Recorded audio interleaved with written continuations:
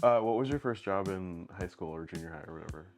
Well, my first favorite job was being a waitress. Where at? Friendlies. Great. Was that ice cream? Ice cream, yeah. Okay. I had started as an ice cream scooper. And then I was the only one of my friends who got upgraded, or like, I don't even want to call it promoted. It's a promotion. But I was serving, and I just like, I loved it. I just thought it was so much fun to like, show up at the table and like, and obviously it's like, Friendly's was not a fine dining establishment, but it was a fun time. Yeah. Were you ever a waiter? I did. My first job was at Narrows Glen Retirement Community. Oh, Yeah, I was on the wait staff, and I did get promoted. I worked my way up to be dining room manager. Oh. Yeah, which was really cool. But my favorite job was probably Johnny Rockets during college. Oh, I actually just had Johnny Rockets for the first time in, I don't know, 25 years. It's still the airport. same. Yeah, yeah.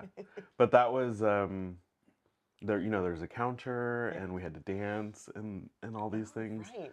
And we were at this was in Seattle at a mall called University Village, and so it was very family forward mall, and then you'd get your regulars, and it was just such a fun like way to brighten somebody's day. Like somebody would come sit at the counter that was a regular, and I would have their order ready for them, and they'd be like, "Oh, thank you." And I learned how to talk to different people and navigate problems from strangers, and still like keep them happy and work for the tip. Yeah.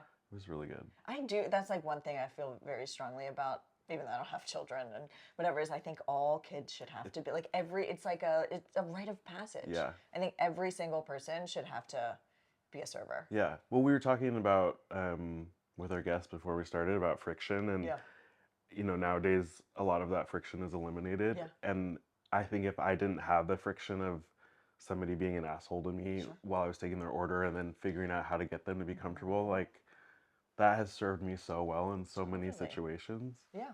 I think it's like the first time that you realize you can have influence. Yeah. Where it's like you take someone from this shitty kind of attitude and like turn it around, and you're like, oh, yeah, be very powerful. Yeah. And it's exciting. I got really good at memorizing orders, and that always made people. Right. Yeah. You're like little party tricks. Yeah. Yeah. And each table was like a performance or something. Yeah. Yeah. I don't know if I could do it now, even though I daydream about giving it all up and doing just that. Walking away with a wad of cash every night. And, oh, so good. Anyway. I love it. I think it's like having also like when you work at a place that's really fun. Yeah. That's where it's like those are the first fun like work relationships that you have, and like you're such family with your team. I know not every place is like that, but no, I but think there's the best you kind of places commiserate are. over like I gotta go serve the asshole at 41. He's back. Yeah. We'll make sure you do this, and then he'll be cool. Yeah. Yeah. But I also think that like the restaurants that I go to now, like the best ones, you can kind of feel that camaraderie happening. Yeah. And you're like, oh, these people, they like each other. They kind of like, you feel like you're in their world. Yeah. And that makes you want to go back, it right? feels not sterile and not this like, it's an experience. Yeah. Yeah. Yeah. Well, today I'm excited because we're talking to somebody who is like the ultimate host. And let me just read a little about our good friend, Ian, who is the co-founder of Good Clean Fun. It's a downtown LA wine bar and restaurant built for belonging. He is an extraordinary host, known for making everyone feel like a regular. That is one of the things you always feel when you're there. And his work challenges the idea that great hospitality is about rules, and instead asks a much simpler question. How does it make people feel? Thank you for being with us today. Welcome. Thank you so much for having me. Yeah. That was a nice little intro. Thank you. Yeah. I was thinking the whole time, I was like, I'm still doing that, and I've been doing that for 20 years, and each day is still very exciting for me, What was your first job? It was a retirement center. Was it Exact really? same. Really? Yes. That I is think I was random, 15. Yeah. And just did, like and they all breakfast and become your lunches. grandparents. Oh, it's And they have hilarious. their quirks and their things, and you just like, you learn how, because food at that age is like one of the things that you can control still. Yeah. And you just learn how to make that like the best part of their day. And it was like so funny because you hear all the gossip. Yeah, so much gossip. Yes, yeah. Exactly. Like the gossip never ends, you know? No. And that's the exciting part about restaurants and bars. You know, for us, it's a wine bar, so I hear all the gossip all the time. It's very fun. Yeah. Yeah. Do Just you get to, hearing like, people's I problems. would say, do you get to, like, dip in and out of the gossip, and do you learn people's stories through that? Totally. I definitely, I kind of start giving fatherly advice a little bit, you know, and be like, okay, do this, do that, you know, have you tried this yet? Yeah. You know, yeah, I think I can give like a pretty good perspective for people, you know. That's cool. Yeah. That's cool. Yeah. I know you consider yourself the priest of the pulse, which Yeah. I love that as a title, but it makes me think I'm like, you giving like priest advice or The they come to confessional. you, right? They're Yeah. confessing, you're Yeah. telling them that they're absolved of their sins, Yeah. drink this wine. Yeah. That little phrase does encompass quite a bit, It you really know, does. just in that one little phrase. Yeah. I think the reason with that phrase is because I think of myself as like a power plant and then power lines, like a power grid. I'm literally energy, and I'm just kind of, okay, I need to go over here, amplify over here. I need to tone it down over here.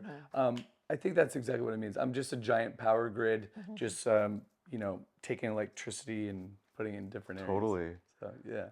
Yeah, because you want to feel that when you go into a restaurant, that there is some source, some fire, something that's like creating the environment that you're in.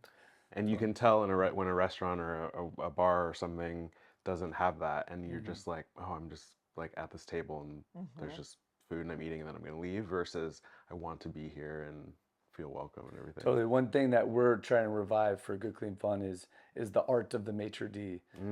I think that's been completely lost, and would be very important for restaurants, I think, moving forward, to give, I think with AI and robotics and technology, I think humans will want to find human type of experiences and connect more with humans. So I think when someone walks up to a restaurant, they don't want to go to a robotic type of host. Totally. Right? And any restaurant you go to now, it's robotic hosts. And I would love to come to a place where someone was like, oh my God, welcome. Yeah. Come in. Yeah. It's just like opening your front door.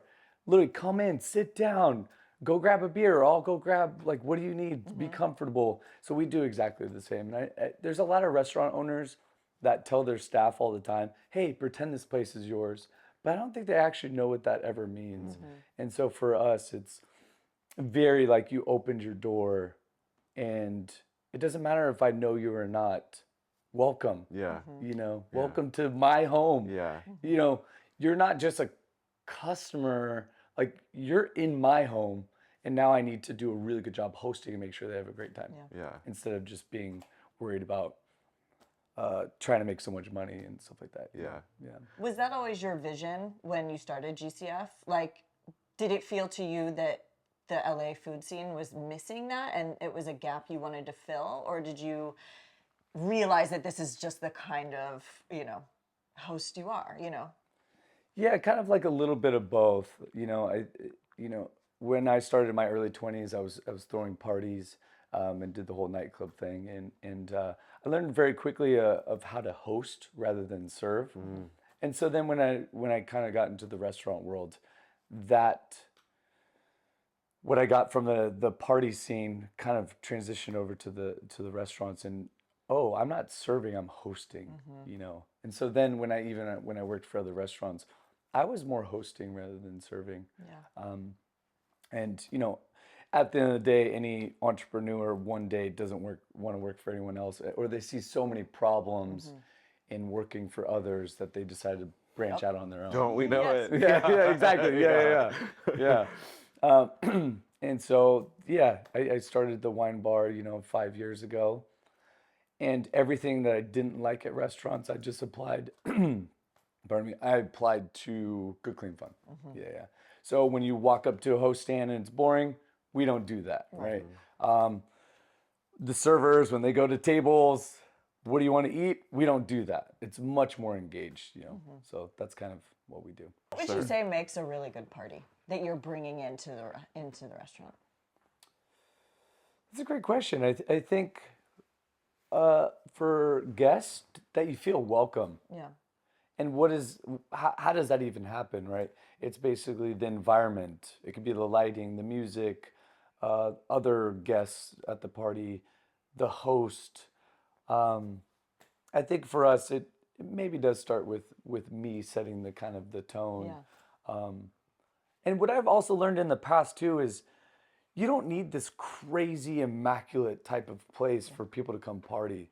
People will go underneath the bridge. People will go party in boxes, right? As long as there's a host putting on a good environment, I think, and hosting and welcoming and capturing people with the same sort of mission, kind of what we were talking earlier, is getting like-minded people together. It makes for a crazy explosion, you know. I think that kind of answers. Yeah. Totally. We were talking when we were chatting with you earlier about cool and kind of the cool economy, and I think when you walk into a restaurant that feels overly vibey, it's like that's not, you can tell when it's inauthentic, and versus the people there that are just giving you hosting you or making it feel like you're coming into my home and I'm comfortable and this is like authentic. I don't know if Totally. I have bias because I'm in the restaurant world. So when I do walk into a place, it just screams, right? Like, oh, this is not it. Yeah. This does not feel good. It's it's soulless, right? It's I think there's good intentions, right, with design, but if it doesn't feel homey, it just feels like a money grab, you know. Well, it feels trendy sometimes. Where it's like Yeah. sometimes I want to be excited about a new place, but you go in and it's just like, oh, they're doing all the they've like ticked all the boxes of like what is basically what makes a good photo. I feel like so many places it's like people want to take photos of being there and Yeah. like I guess just that's the social currency, right? Is that you went to the cool new place. But it's like, well, do you want to go back to the cool new place? Like, does it actually, is there anything about it that feels really welcoming? Because usually it's like they're hard to get into. It's really crowded when you're there. It's all the same one kind of person. You know, it's not this, you know, it's not an ecosystem of this, you know, something you want to return to. It's like, oh, well, I'll just go to the next cool place. And then like, how do those places survive if they're always chasing what's trendy, what's cool? And that's sort of like maybe entrepreneurship, right? You have these great ideas. Fried chicken has a moment, and guess what? A restaurateur is going to think, oh, well, let's do a fried chicken place, right? But I think the places that have a little bit longer lasting and across all industries is having a stronger mission. Right. And then being able to foresee where this thing can go and then just reverse engineer, you know. And some of the greatest entrepreneurs, you know, someone like, let's say, Elon Musk, right? That guy literally has this crazy mission and then has reverse engineered the whole way and is taking all these steps to get to that place. And so I think that's why a lot of restaurants always come and go because no one has a mission. Right. They want to be the hot new thing. They want to be the hot new thing. Their friends are like, oh my God, you cook so good. You should, you know, open up a restaurant without actually really understanding the business side of things. And then there's no mission. Just because you cook good food, like that's cool, but there's no mission to help carry the business even further, you know? What would you say your overarching mission is? And did you have it going in? Did you know what like that big what was the catalyst that Totally, After saying what I just said. You were like, oh shit, they're going to ask me for my mission. You knew we were going. Okay, I didn't have the greatest mission starting, but I knew that this was something I was really good at, right? Hospitality, that I think I was doing better than others across the board. And I thought that eventually a mission would arrive, actually. And I think when kind of what I said earlier about like technology and AI and robotics and the human will want to, you know, it'll be starving for human connection. I've said this for a while. I think AI will save the human because we've become so much on computers and cell phone and digitizing our lives that I think AI will handle all the digital, which will bring the human back to let's hope back to the world. Sure. And so we are trying to basically be ahead of that where, hey, you can have AI do work via your computers. Come to the wine bar and now we get to be very human to together. human. So that's what we foresee as Good Clean Fun Yeah. is in the future, restaurants, bars, cafes will actually be huge because people will want stuff to do and engage with other humans, and that will be a great place to do it. You know? Right.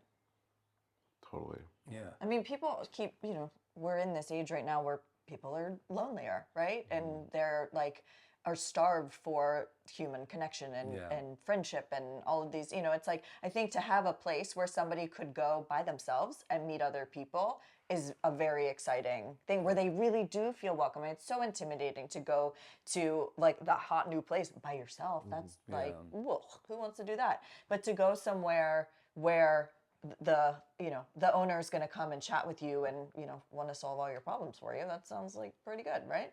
Yeah. And I do think that people are aching for more of that, and I think that like the best places that do make you feel like, oh, these are my people, I found my people here. But And that's human hard to connecting do and in then a human real way bonding, yeah. though, like to Yeah. do that authentically and like really care about your customer. You show up at the table and you're genuinely interested. Yeah. I mean, I think it's like, that's the thing. It's like, it's hard to capture, well, what is that thing that you're doing? Like really, what is the difference between hosting and serving? And in my opinion, there's like having experienced what it's like there is this like a genuine, I want to know what's going on with you. I want to bring you something you hadn't even thought of. I want to surprise you. I want to like connect with you in a real way, and it's not transactional, right? Yeah, exactly. Yeah. Yeah. I think for us, or just in general, I think curiosity. If you're Yeah. generally curious, that will, and then sort of mix a little obsession in there. Yeah. And that kind of what carries me every single night. I'm Yeah. literally doing the same thing overnight. Yeah. And I'm still beyond thrilled because I'm curious and obsessed. Right. Because it's always new people, right? Yeah. It's like, it's always a new problem. It's always a new face. It's a new night, right? Despite the Yeah. fact that, yes, you are pouring wine, you are bringing beautiful food to people, but there's something at such a higher level beyond that, I think. Yeah. And everyone's had their own journeys prior. People are on current journeys, right? And it's so fun to learn, right? Yeah. And engage with people. Yeah. And we engage very differently than most restaurants. We will talk about other stuff, right? Do you want to talk about Bitcoin? No. Do you? Not allowed. We have. But briefed like no. we'll talk about, I'll talk to customers about what they're doing later that night, right? It's totally doesn't matter what's happening right now, eating and drinking, we're hanging out. Yeah. But what are you doing later? What are you doing this week? Where are you from? Do you want to, talk about foreign policy or religious stuff or philosophical stuff or movies or music? Nothing's off limits. Nothing is off Good, limits. clean fun. Yeah. And that's why I think our place is very special. And I find when I go to restaurants, I'm pulling the hospitality of that staff, right? And I do not like that feeling. So for me, I'm delivering as much hospitality. Yeah. And how do you get your staff to do that with you? Because it's like, obviously, like some of the secret sauce of Good Clean Fun is you. Yeah. But then to like bring that to everybody who works there. Yeah. How do you hire for that kind of personality, or do you find that kind of you can get people oriented in that way, get them behind the mission? Yeah. There's no like one right way. Emotional intelligence is always a great thing to look out for. I think curiosity, I think, is really important. And then two, there are some staff that have never worked in restaurants, and all they did was just like, oh, I'm just going to watch Ian for a day, and then just kind of copy that. And then they start learning, oh, this is why he does that, and this is why it feels good to the guest, but to me as well, right? Yeah. And then the other staff that maybe have had more restaurant training is I kind of have to chisel that away, that this is not the same kind of place. Because I believe every restaurant is doing the same thing, which is why I think they come and go so much. But so yeah, I have to work on that a little bit, kind of chisel it and be like, remind them that this is a new place. Whatever you've learned in the past, put that to the side. And this is really fun. And if you're in, it's going to be fantastic. Right. If not, then don't be here. Then this isn't the place for you, right? Exactly, yeah. Yeah. So I'm very actually vocal about that. Is there's so many places to work at. This is not your thing, please. Like, it's all Yeah. good. Yeah. But do not waste your time. I don't even see it as much waste my time. Yeah. Don't waste your time. Yeah. You know. Yeah. But if you're down, then Yeah. like get in. Yeah. You know? Yeah. Strap in. Yeah. Where Yeah. did this come from? The magic of editing. You know, in this particular time, right? Alcohol has, I think, become demonized. Yeah. Right. What people I think need to understand that alcohol has been around for about 10,000 years, and A history lesson. yeah, I won't give you all the crazy details, but Ian is opening a beautiful champagne. little Cremant. Great. So this is from Burgundy. This particular area, they grow some of the best Chardonnay grapes, so Blanc de Blanc here. So My favorite kind of alcohol is breakfast alcohol. Yes, we are recording this early in the day, and this is exactly how. And no better way to start. No better it's way like to that start. super cheesy line. It's 5 o'clock somewhere. But he's not wrong. Yeah, exactly. Okay, so I think, yeah, alcohol serves like really, I think, two important purposes. I think, okay, cheers first, you guys. Cheers. Cheers. Cheers. Cheers. Thank you. Cheers. Cheers. Cheers. Eyes. Eyes, Eyes, eyes. always eyes. The world is a very stressful Lovely. place. That's good. Okay. And there's a lot of stimulus, you know, very stimulating, which is why I think in the cities you see a lot more cocktails, right? The nervous system is very heightened, and this alcohol across the board in all civilizations is the greatest way to tell the nervous system to like, hey, let's chill out. There's nothing, I mean, I just had the first sip. There's already feel nothing better. like Yeah. the first sip. It The really first is. Sip. I wish somebody could bottle the first sip. Yeah. Oh, that's delicious. It's delicious. Thank It's you. so good. Yeah. So yeah, the world's very stressful when you look through history. War, a lot of physical labor. At the end of the day, you need something to like chill the body out. And yeah, meditation, yoga, it doesn't really work across the board. The easiest, fastest kind of way to chill out. This is it. Yeah. And then also too, what a fabulous social lubricant, you know. Yep. Totally. When you see alcohol going down, you're seeing everything else go down, right? Loneliness is going higher, sex is going down, everything's going down. Yeah, maybe we should start drinking a little bit again, but finding a I really agree. good relationship with it. Yeah. That's how I got into wine. I was drinking tequila too much, and you know, something happened, and I knew that not drinking was not the right answer.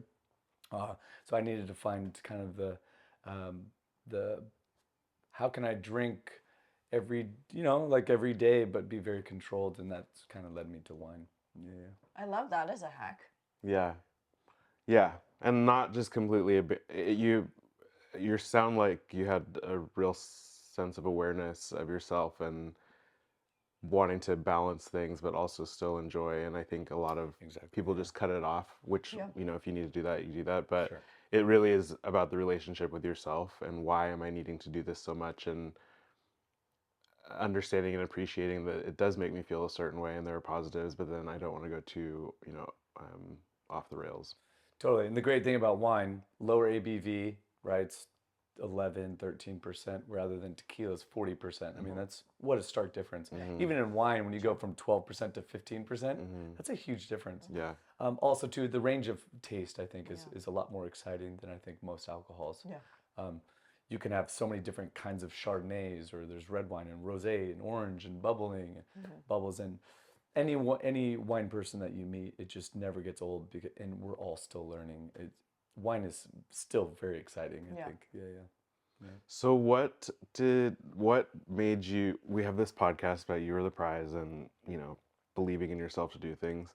Restaurants are one of the hardest businesses to maintain. You obviously have a rich background in restaurants. What made you think that you could do this? Where did this come from? You know, I don't know who said it. I think it was about 10 years ago. I remember someone said, either you have the crazy mission or you go find the person with the crazy mission or the crazy idea. I believed, I think, in my particular lens and world, that I had the crazier ideas than others. Um, and so I thought, okay, well, I need to do something. I'm the host, right? I throw the parties. I was always like, okay, if no one else is, then I will. And so that sort of got me to do my own projects. I started a food catering business when I first came to LA 14 years ago. So I was always kind of doing something on the side. Um, but I think that's it. Yeah, I think that's the actual answer. Yeah. Yeah. You kind of, I mean, I think this is where most founders, it's like, it is that perspective of like, you see a thing and you think, I can do that better, right? Or you're like, why is this not like this? And you're like, well, if nobody else is going to solve it, then I will, right? I'm going to make the space that I would like to go to. I'm going to do the thing that I would like to participate in. Yeah. And then also too, having the guts.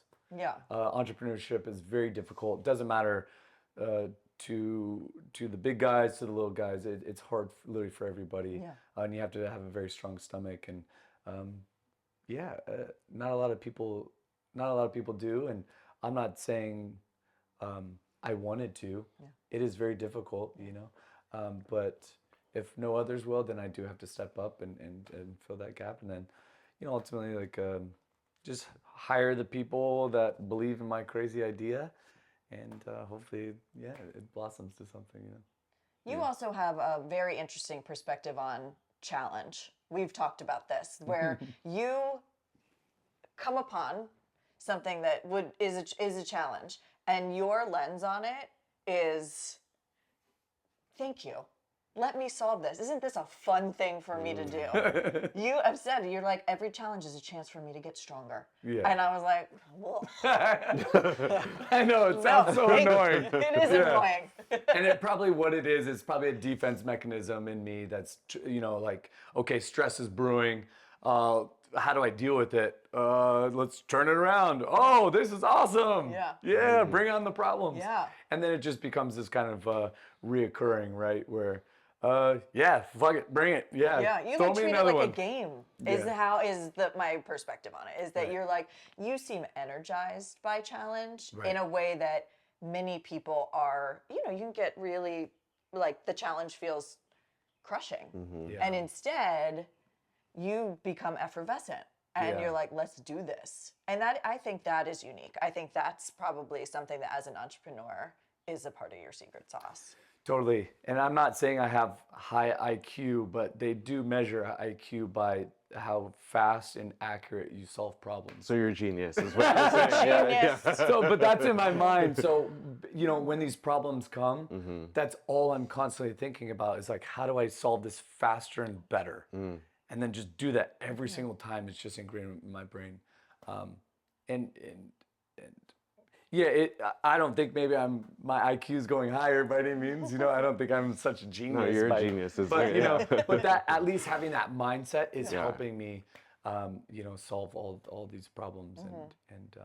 And I too look at it as maybe for everyone around me to start learning, like how to solve problems. And then it's also for my personal development that I know that one day I'll be so equipped to dealing with problems, and I can start working on maybe larger and harder problems, But I couldn't do that without mastering the small problems, Have you always been this way, or have you grown into learned this, that? No, I'm just some kid from Portland, Oregon, just suburb kid. I don't even know where it came from exactly. I think what happened is, I grew up, in church, and went every single week, and then college happened, and I totally maybe saw a different side of the world that I've never really seen before. Same. And then because of my curiosity, I started exploring and be like, oh, what's this over here? What's that over there? And that's maybe what led to kind of everything. But beforehand, maybe it was stifled, but it was inside, just ready to erupt somewhere. And then, something happened, and then boom, here we are. Yeah. Yeah. We're both Pacific Northwest church boys. I'm from Tacoma. And look at you now. Yeah, and look Drinking at us now. wine at 10 in the morning. Yeah. Yeah, the blood of Christ. Yeah, exactly. And also with you. Holy water. Yeah. But looking back on the past, I think it was so important for that for morals and values. So when I'm still exploring the world in a whole different lens, I still had those morals and values, which helps. Yeah. I don't know if you kind of think the same way, but That's a And here we whole are nother talking about episode. religion. This is what happens with Ian. Yeah.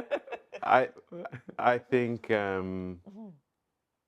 yeah, I mean, as an adult and looking back, there are things that I definitely have pulled from that have helped me, I think, be a good and empathetic and compassionate person. And then also a ton of trauma, just, being gay and all that kind of stuff. But yeah, I mean, speaking of church, that was probably the first time that I had a sip of wine, and it was like, terrible church wine. And I was like, never drinking this ever. Why would people do this? And now I have bottles in my fridge. Right. But now we have Chateauneuf de Pape. yeah, That was the wine, made for the popes. Yeah. I did not know that. Yeah, Okay. yeah. Wow. Where did your love of wine come from?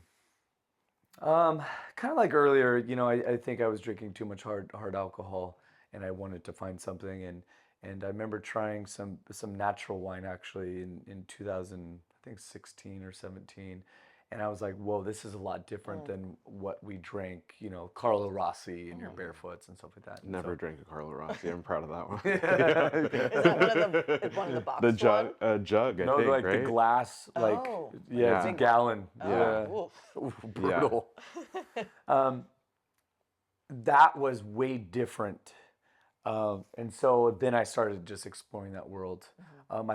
Beer, I think, is cool, and it's a good break for wine for me currently, but wasn't a particular maybe world that I wanted to explore.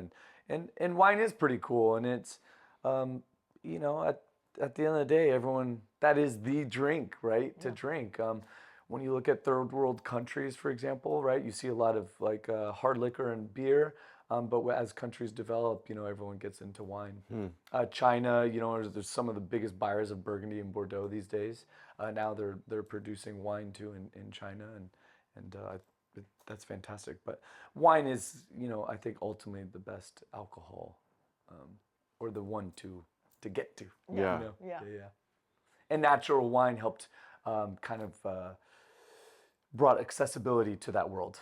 Because, for the longest time, everyone was chasing Champagne, Burgundy, Bordeaux, Barolos, and Chiantis and Brunellos.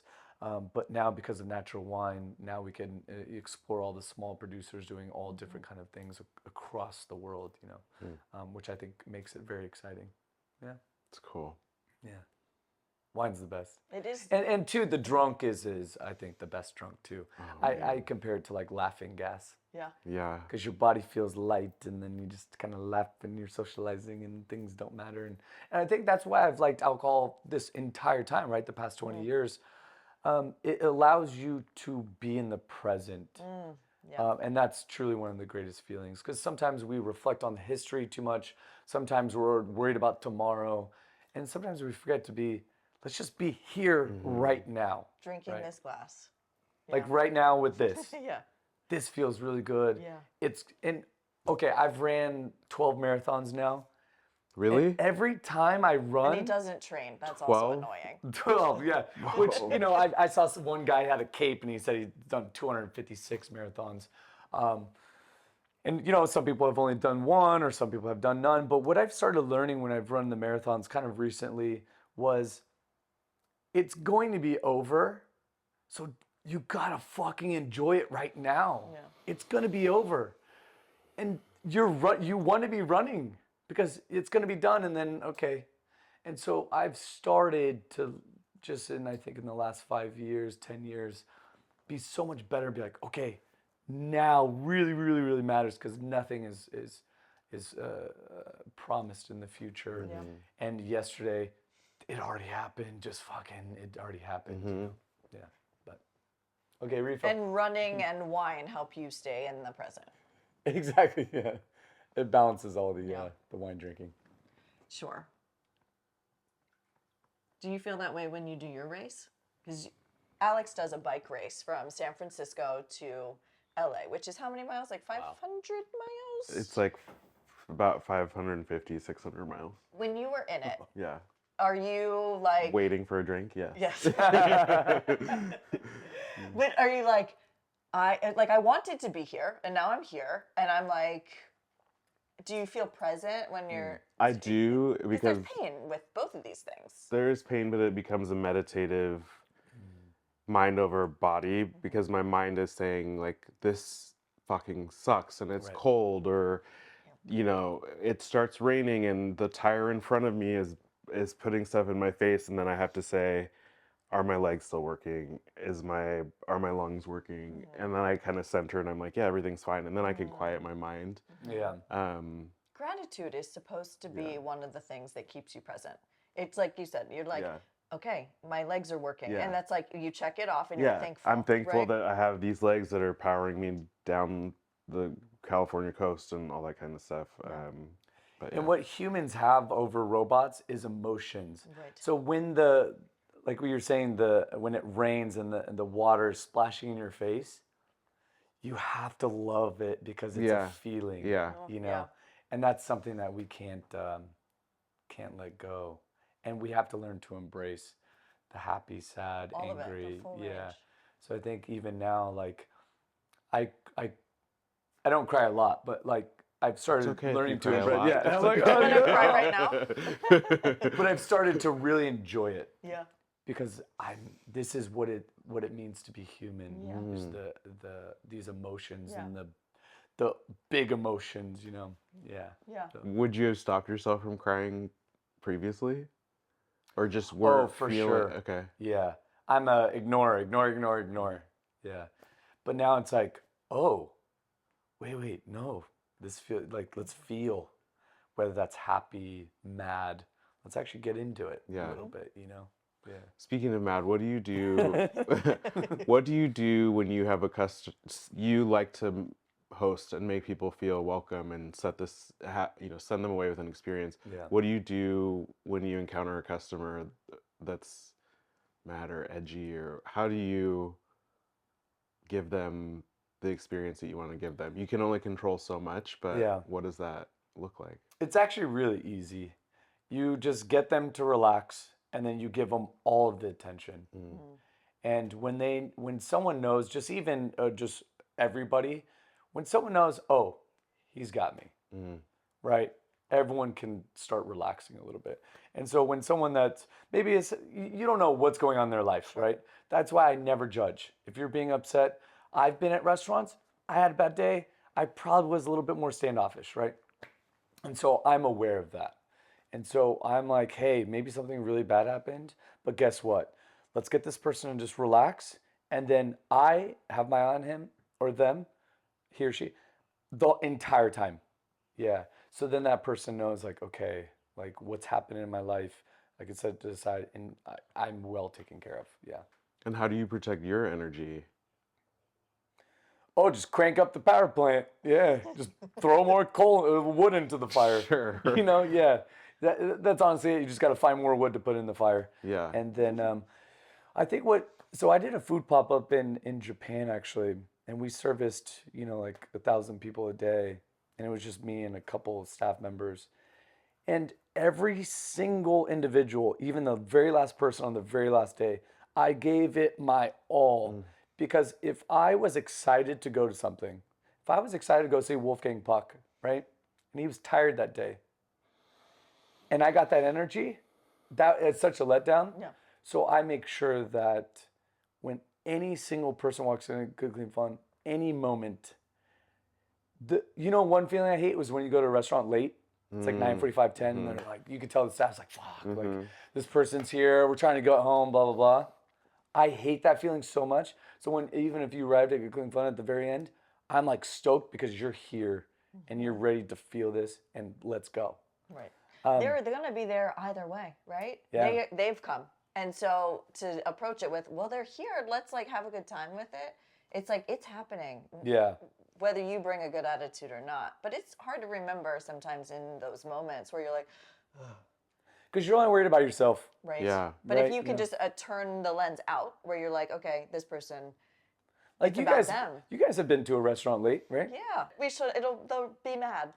And like that, knowing someone would feel that Yeah. is like brutal to me. Yeah. You know, Kobe Bryant had this big interview one time that the interviewer's like, what was the least amount of sleep you had before a game? And he was like 0. And then he dropped like 50 that game. And he was explaining, he's like, I had all this stuff going on, but the fans don't care. My teammates don't care. What do they want me to do? When I'm on that court, I gotta fucking perform no matter what. And so I think that's for us. And that drives me. It's like when we're there, we have to go fucking balls to the walls. And then, if you have a bad day afterwards, then like let's go to the bar and we'll cry it out and shit like that. And what we could talk about then. But with my staff, it's like I'll be like, I'm so sorry. It doesn't matter. You're here. Yeah. Fucking send it.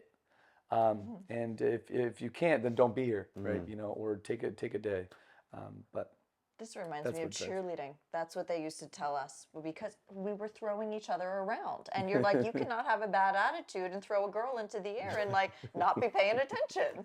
right, So I can relate. danger, yeah. Yeah. Yeah. But I remember being, of course, a teenager, and your coach is like, it doesn't matter. Right. And you feel so injured by that. When you're like, what do you mean? Yeah. I'm my boyfriend. Yeah. And they're Exactly. like, you don't have a boyfriend on this mat. It's like, you're like, okay. But it's true because it's unsafe. And it might not be unsafe in the restaurant, but it's like, it is kind of, it's like, there are times and places where, maybe putting it elsewhere for a time is better for everyone else. You can come back to whatever your shit is later. Yeah. Yeah, I mean, there were some real dark days where I had to dance to "Staying Alive" at Johnny Rockets and make people smile. Right. But there is I was asking where this energy comes from, and you're saying get the coal in the wood, but like there is a cyclical or regenerative energy when you put that into somebody. Sure. Because that kind of sparks them, and then it lights them up, and then it reflects back on you, and then it's this symbiotic kind of, okay, now we're on the same level, and you can feel that. You get excited the food tastes better when your wait staff is excited or is amping you up and everything, versus just like throwing the plate down and walking away because whatever. Dude, exactly. Yeah. I mean, when you go into a busy place, you automatically feel the energy, right? Yeah. When the place is really slow, you feel the energy. And so I think knowing that feeling, even if we're a little slower, being able to create that same feeling even when no one's there. So when someone walks in, like, oh, I feel something, even though no one else is here, right? And yeah, I think for me, what drives it is I think I understand the feeling so much as a guest, customer, consumer, so much, and how that makes me feel, that I would hate for other people to not have that same feeling, because I think maybe the feeling is so high for me. Like it just feels so good when you have the greatest dining experience. Like euphoric. Exactly. Yeah. Yeah. Mm-hmm. Where does that? Where do you feel that in your body? We like to talk a lot about. We're trying to, Yeah. where do you feel things? Right. But do you feel it somewhere in your body when you have a good interaction, or when you're excited when a customer walks in? I think I do. Yeah, my back. Pain, But that's where the or- biggest nerve is, and so Okay. it's probably more of the nervous system. Probably ignites. Yeah. In a good way. In a good way. Yeah. I'm gonna have to pay attention now. Yeah. Right? Yeah. Start paying do you attention to your think back. It does it make you sit up straighter, right? It's like I think when you are having you pay attention. You kind of do this, right? You're like Yeah. wanting When you're more of it. excited, right? Yeah. Yeah. The little swagger comes in Yeah. too, the energy, and Yeah. you do start standing up a little bit. Yeah. You straighten your back. Yeah. Maybe there's that. Who Yeah. knows? I'm gonna start paying attention to people's backs. Right. Anyone slouching, I'm like, go in there, fucking line They them up. need you. They need more energy. Exactly. I know that you've also said that your staff, you encourage them to go and have experiences at other places and note how that feels. Yeah. And I think that's sort of an interesting way to train a team and remind them what are you doing here, right? It's like go somewhere else, see what it feels like. Remember what was good, what was bad, Yeah, because when they're at Good Clean Fun, there's only so much I can train, and maybe I'm training more on like, okay, here's the plate and the glass should be here. I can't really train that feeling part Yeah. that well Yep. actually. Yep. And so that's why I've encouraged when you go out, take notes, Yep. really notice things, and what you don't like at Good Clean Fun, do not do that, and make that your thing, right? Like, what was the worst thing? Come to Good Clean Fun and just focus solely on that one thing. Or what did you really like that made you feel really good? And it's usually pretty easy. Attention, a little bit of laughter with the staff. Everyone loves talking to the bartender. So like mimic that.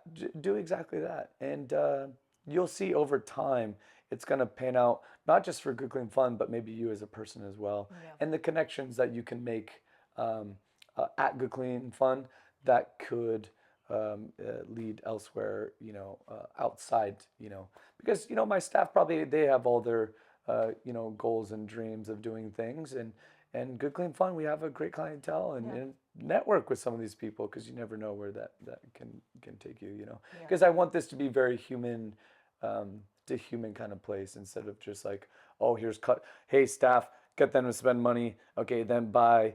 I want this to be completely engaging, across the board, whether that's inside or outside, Yeah, it's really fun when, a staff member comes in and a guest comes in and they're talking about the night that they had together the previous weekend. And that does make me very happy because it feels more human, Yeah. I think it feels good. It does feel good. Totally. I was just thinking we should have wine with all our podcasts. Or martinis. Or martinis. Yeah. Maybe we'll start doing that. Oh, how A about little this? mix. Okay, when you guys go to restaurants, what do you like and what do you not like? You go. I like to be flirted with. Yes. I do. Yeah, I agree. I don't care if it's a performance. I love when Yeah. somebody comes to the table and they have a little bit of swagger and they're like, I can tell that they're like I want to be flirted with at the like, because then it's an invitation for me to flirt back and then we're having fun. Yeah. Yeah. Yeah. Like I do like to have a little chit chat, and you can feel who wants it or not immediately. I mean, like when somebody arrives at your table, Yeah. like, are they down to play? Yeah. And you don't always want that. Sometimes you do go to a restaurant and you're on a date, so you don't need to be extra flirted with, or you're just like there for a different thing. But in general, it's like, I do want to feel like that person is like engaged in our night. Yeah. Yeah. Not too much. And because there is, there's always the sweet spot. You don't want the person coming in and it is a performance, or it's like they're too checking in. But I want to feel like, oh, there's the potential here for, maybe a 90-minute friendship, if nothing else. What do you not like? Feeling rushed, feeling like they want to turn the table. That is just an uncomfortable, because then you're psychologically met with, this is a transaction. I think the more you can feel like you've come to a place where someone wants you to be, and you get to do two of the best things in life, eating and drinking, and there's no time limit on it. It sucks when you feel like they're like, well, you gotta they go. linger in a way that is not the opposite of welcoming. That's my least favorite thing. We're going to take this clip and it'll be a training video for Perfect. my staff. Yeah. How about for you? Yeah, same that you were saying about being kind of flirted with. I was actually thinking we went to Donna's before Christmas and that waiter was calling me babe. Yeah. And it was just the perfect level of like, I just felt casual and I just was like, and I thanked him. I was like, thank you for calling me babe. Like, I just feel relaxed and I didn't tell him I felt flirty, but I felt like you're not just here bringing me food and it's going to be transactional. It was like, and when I was a waiter, I would do those kinds of things because you could see when people light up, and I think people don't always feel seen, and sometimes that can really go a long way, even from and maybe more so from a stranger, Right. because they're not used to you or whatever, and So a little flirt, definitely some humor. I want Yeah. to. I want that's what she said. I want you to make innuendos about the food. I just want it to be a jovial experience. Yeah. Things I don't like. Um, if I ask you what your favorite is, don't get annoyed at me or don't rattle off what the whole restaurant orders. Like, Right. I want to know what tastes good. You know, we were at dinner last night and we asked, we were going to order something and we pointed at it and we said this, and the server said, I actually don't really like that. And I was like, thank you. Mm-hmm. Like, I appreciate everything and all the work that went into making this dish and putting it on the menu, and I'm sure that people love it. But I'm asking you for advice. You're the expert at the table right now, and so don't be annoyed that I'm asking. Like, you're the expert in this space, so Of just course. Yeah. own it. And Yeah. Yeah, I've started telling some of my actually customers and guests, when you do go to other places, ask what not to get. yeah, Yeah. And you'll know the server if they're good or not, because they'll be like, actually, yeah, or, if they don't really say anything, then like you can't really trust them. yeah, Yeah. But if they say, actually you can skip this, but here, get these, instead, there's a really good connection happening and trust is starting to build. yeah, Yeah, yeah. yeah. And it's all a matter of taste anyway. But if you're saying you're inviting someone to like influence you, yeah, they should take that and be like, yeah, here's my opinion. Yeah. Yeah. I'm not an expert. You're the expert, Right. and Right. I want, that's part of the experience, is to be um, educated, you know, and kind of guided on what's going to make my experience that much better. It's Yeah. not the lighting, it's not necessarily the music, although they were playing really good music last night. But It does yeah, make a difference. it does. The Yeah. music and the lighting do really make Yeah. a difference. Yeah. Music is another thing that you guys have. Like, think really about John right. and Vinny's. Yeah. I mean, right? They play hip hop music, and that's kind of been their shtick. And yeah, for Good Clean Fun, we're playing hip hop and house, and kind of a little bit more on the energetic side of things, and trying to set a good tone that when you're there, like, oh, this feels good, even if there's people there or not. With our particular food menu, it is annoying because everything's pretty good, and the reason why is because I hated going to restaurants and half the food is great and half the food is like kind of fine, and so with those type of restaurants, chefs want to be creative and they're just kind of popping stuff out without really truly maybe mastering the dish or seeing it at the lens of maybe how someone will taste it rather than from their artistic side, right? And so for us, me working with the chef was very like, okay, let's actually sit down, let's eat this. What's happening inside of us? What are we feeling? Right. Am I gonna tell that person like, holy shit, that dish is crazy? Am I gonna leave be like, wow? Or am I gonna leave be like, oh, that was fine? Yeah. And if someone did that, I mean, we're starting to learn, right? Yeah. If someone did that, it would eat me alive. Yeah. Even if they didn't spend any money, I actually don't care. If they left and they're like, oh, it was fine, that would eat at me. Even though I do know that there will always be someone that will. But I think my goal is to get that to 0. Will we get there? No. Right. But if I ever said, okay, we can allow 5 people or 10 people to leave, and then I think my entire staff should quit. I think it's very important that we always strive to always make sure with everyone all the time. And if that would ever broke somewhere, or if I started compromising, I'd probably, if that happened to me, I would write a letter to my entire team that says it's over. Yeah. I probably would do that. Yeah. Right. I love that. Yeah. I love an extreme. But I won't. Yeah. Yeah. Right. I Of got course, I you'll got a never big get there. stockpile of wood. Yeah. We're gonna keep this fire going. Yeah. Yeah. But anyways, yeah, I think that's what ends up happening in restaurants too. That may go, even though they were a good restaurant, compromises started happening, or not destining for greatness for every single customer coming in. Yeah, I think it's really important because I would never want to be that customer where, oh, I fucked it up, or I didn't give it my all. Right. And that was you, and you were that person. Yeah. I don't want to be that person. Yeah. I don't think. No. I think if you ask everyone, no one would actually want to be that person. No. So therefore, we can't allow that. Right. Yeah. But so many places, it's so much. It's funny because you like, is it easier to like phone it in? It actually, like everything you're describing, it's so much more fun to like go and try to connect with somebody, to like try to give somebody a good experience. Like, isn't that more fun Yeah. than showing up at the table and doing the transactional thing and not really caring?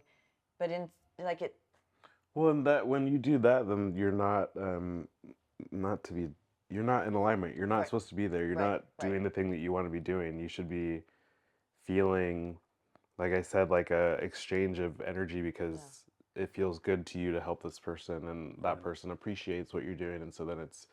But yeah, if you're not in it, you're not in it. You should Right. just go do something else, Right. and there's nothing wrong with that. Yeah, and it always Right. should start at the top, right? Whether that's the owners or a manager. And if it's not, let's say the owner isn't, right? Maybe they're a very artistic chef, for example, and they just don't have the energy, then you have to hire someone to give that energy. right. Um, Is that like, was that the original role of a maitre d'? Like, yeah, they were bringing the vibe, right? Where it's Yeah. like what was happening in the kitchen was separate, but what's happening on the floor is maitre d's were almost like promoters in one aspect where they were doing some work outside and bringing people Right. in. And then also to handling new customers, making sure they have a good time, and then dealing with the regulars and make sure they're just well looked over. Yeah. And yeah, it's weird that restaurants have gone away from that. Sunset Tower actually bar, they have the infamous maitre d'. I forgot what his name was, but a very sweet gentleman, very Yeah. tall. But you always see him, just like courting people left and right Yeah. and grabbing women and come over here and yeah, he makes that place really come alive. Yeah. And it's weird that restaurants have strayed away from that and have been a lot more chef driven. sure. It's very interesting, and sorry to all chefs and everyone doing great food, but great food, bad service, might not really come back, right? You won't have a lot of regulars. You will win if maybe you're Michelin and you're constantly getting new people and tourists. That's where you stay, is still in business.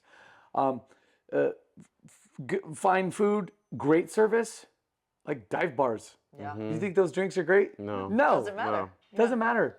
This person's setting a really good time for me, and I want to keep coming back. And so, we decided let's go do both. Yeah. Let's make sure the food is awesome, the drinks are awesome, which makes for good talking points, right? When you're at a table of Yep. 4 and you have something and you're all talking about it, that's very exciting, right? And I'll never want to do subpar food. But also the service and the environment, I think, is extremely important. So when someone walks away, they say, wow, that was fantastic, and when can we come back again? And I find myself not really saying that too much in this past year of going to all these great restaurants, And so shout out to all the restaurateurs, like, bring back the maitre d', Yeah. Yeah. maybe have less hosts and have one really strong one that can really set the tone for the place on a very consistent basis, When was the last time you had one of those amazing experiences? Not at Good Clean Fun, but at a different restaurant. And what do you think made it so memorable or so great? I'm gonna be truly honest. Sure. It's been a while. Okay. Yeah. Yeah. And the only other places where I felt very good, 2 nights ago, a friend's birthday, we went to Funky in Beverly Hills. I knew the wine director. So that bias, comes in, and it was a great time, right? I had a good time. But I do think afterwards, all the time when I go out to restaurants, I sort of kind of make notes. If I didn't know him, what would be that experience? And would it still be as great? Yeah. Right. I don't know. I have so much bias, right? Barlos Santos, great little spot. I know the owner, Michael, very well. That makes it a little bit more exciting for Sure. me. If I didn't, would I still be enthralled? Yeah. I'm going to be very honest. No, yeah. I mean, I think, we have these advertising backgrounds, and we could watch television and be like, that was a shit commercial. Like, course. because you are biased in Yep. in you're creating something, and so you really know what goes into it. And so when somebody is not presenting that, you're like, well, I know what goes into this. What the hell's going on? So, Yeah. I mean, Good Clean Fun, all it is a true reflection of how I want to dine. and I think I want to be there every night, even my off nights, is because that's how I like to dine. Yeah. I would actually rather be at Good Clean Fun. Yeah. That's great. Yeah. Which sounds insane. I Because don't everyone think has their so. own Because restaurant list and You've everyone talks about created it. something that is literally like in the image of how you want something to be. Yeah. I mean, that you couldn't be more in alignment. Like you created something that is, this is your vision, and you're inviting other people to come and experience it with you. Yeah. It's like you are. That is the definition of an entrepreneur. Yeah. Like, yeah, I know how to do this better, and yeah. Yeah, I don't think Elon Musk is driving Hyundai or Toyotas. You know, he probably would. Stop bringing up Elon Yeah. Musk. Okay, I'm sorry. I sorry, should have put that on the Bitcoin list. Jesus. Yeah. Sure, but you understand my Yes, point, yes. right? Totally. You know. Yeah, like truly believing in what you're doing. Exactly. Yeah, but you're also like, you're inviting people into a world where, like, the two places that you mentioned, you were like, I am friends with those people, but you're kind of giving people, even when they first come to GCF, it's like they are your friend, right? It's like this, you are trying to build that relationship right out of the gate, and so it is like, that's what you're replicating, right? Yeah. Is the, well, even if they weren't your actual friend, it's like, but you can give people that experience of that friendship, that like depth of connection, and that's multiple times I'll walk by a table, and I can overhear and be like, "Do you know that guy?" And they're like, "No." And that I think is so cool. Yeah. Because I think it kind of gives me, hey, what you're doing, you're on the right path, and entrepreneurship is very hard, and we're gonna have this little volatility, but if you stick with it, and it could end up going somewhere, and not just the benefit of me. I think the benefit of everyone coming in and having that type of experience, and then leaving and be like, that was cool. Yeah. You know. Yeah. Instead of just going to another restaurant and be like, okay, fine, you know. And, You're doing good work. You are doing good work. Yeah. What's your favorite wine pairing varietal right now? Do you Sure. Do you ebb and flow, and what you're? Yeah, we ebb and flow constantly. But what do you like? Yeah. You know, it's all good, right? But I do tend to late 70s Zinfandels. That particular time was the whole rage of the Zinfandel when everyone was talking about it. These were big, fruity fucking bombs. And those are exciting. Amarones in Italy kind of gives you the same sort of idea. But that's my favorite. And then as far as like with food, I think a really nice dark red wine and chocolate, that is the best. You could go Thai food and white wine and this and that, blah, blah, blah, blah. Dude, dark chocolate and a nice like Brunello or an Amarone. Out of here. Yeah. Look at that smile. Yeah. Yeah, it gets me excited, even though I've done it totally. a billion times, you know? But it lights you up, yeah. right? It's just Yeah. like lights Yeah. up your taste buds, lights up your whole body. You're probably sitting up straight. Yeah. Exactly, yeah. I'm like, Yep, I love that. yeah. That's cool. All right. Should we cheers one last time? I think we should cheers one last time. What should we cheers to? Good, clean fun. Let's cheers to good, clean fun and being the prize. Yeah. You are the prize. Thank you. Cheers. Thank you for joining us. All right. Thanks for joining us on another episode of You Are the Prize. Until next time, go do something that feels like you. And we hope that means liking and subscribing. Find us on Instagram, TikTok, and YouTube. And don't forget to check out our other episodes wherever you get your podcasts. This has been a Studio Stab production in collaboration with the Champ Effect and Alt Entertainment. Original music by Scott Martin.